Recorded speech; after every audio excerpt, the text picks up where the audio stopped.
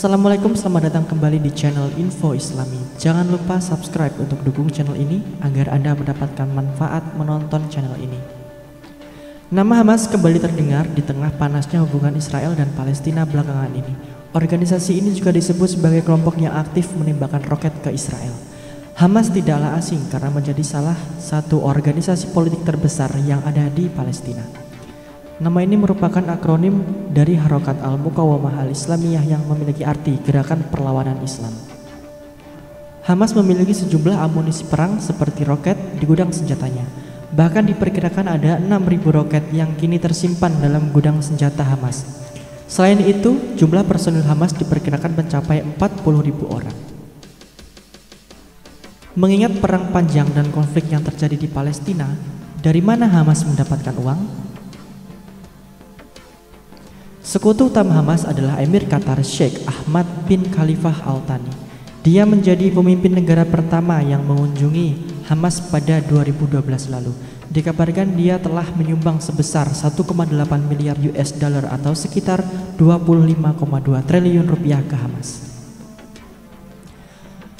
Hamas juga didukung oleh Turki. Dalam pembicaraan sebelum Hamas meluncurkan serangan roket terhadap Israel, Presiden Turki Recep Tayyip Erdogan menyatakan dukungan politik untuk pemimpinnya Ismail Haniyeh.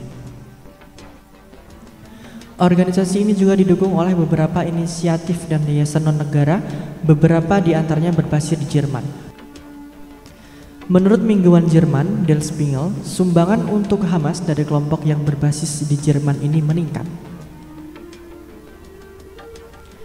Kelompok ini dinilai banyak negara barat sebagai kelompok bersenjata yang paling ekstrim di Palestina. Bahkan Amerika Serikat pun menyebut Hamas sebagai kelompok teroris. Namun, banyak yang tidak peduli terhadap klasifikasi Amerika Serikat tersebut, termasuk tentunya warga Palestina. Apalagi Amerika Serikat dianggap selalu condong membela Israel selama puluhan tahun. Sebelum Jerusalem Post menulis pada 11 Mei 2021 bahwa gedung senjata Hamas menyimpan 5.000 sampai 6.000 roket dengan jarak 40 sampai 50 km. Sementara kelompok lainnya, Palestinian Islamic Jihad atau Jihad Islamik Palestina, memiliki sekitar 8.000 roket.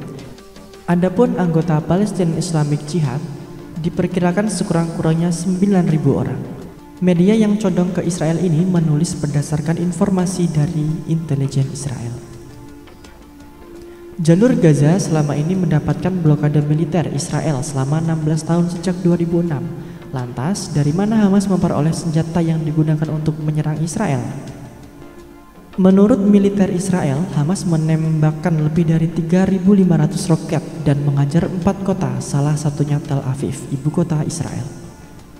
Serangan pada Sabtu, 7 Oktober 2023 yang bertepatan dengan perayaan Yahudi, Simchat Torah, turut menyisakan sejumlah tanda tanya selain kegagalan teknologi Israel dalam menangkal serangan Hamas. Salah satu yang menjadi pertanyaan adalah asal muasal senjata yang digunakan Hamas untuk menyerang Israel. Pasalnya, wilayah jalur Gaza yang menjadi markas Hamas sudah lama menjadi blokade darat dan udara oleh pihak Israel. Selain meluncurkan roket, Hamas juga melakukan penyerbuan darat dan ternyata sudah menyiapkan diri untuk perang jangka panjang. Kami siap untuk semua opsi, termasuk perang habis-habisan. Kami siap melakukan apapun yang diperlukan untuk martabat dan kebebasan rakyat kami, kata salah seorang juru bicara Hamas, Saleh Al-Aururi. Dan apakah Hamas gunakan senjata NATO dari Amerika Serikat?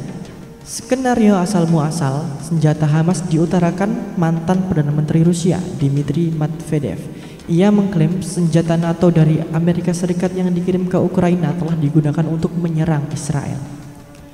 Pria yang kini menjabat Wakil Ketua Dewan Keamanan Federasi Rusia itu menyebutkan, "Baiklah teman-teman NATO, apakah Anda sudah selesai bermain?"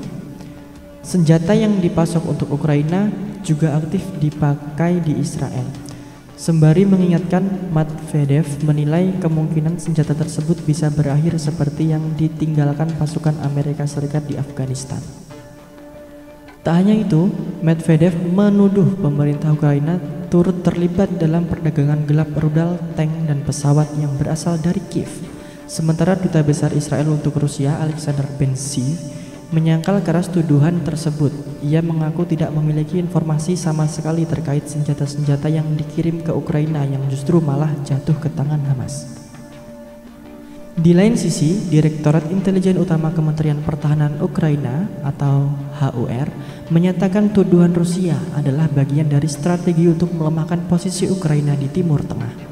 Kyiv Post melaporkan, tujuan utama Rusia adalah menuduh militer Ukraina secara teratur menyediakan senjata barat untuk Hamas.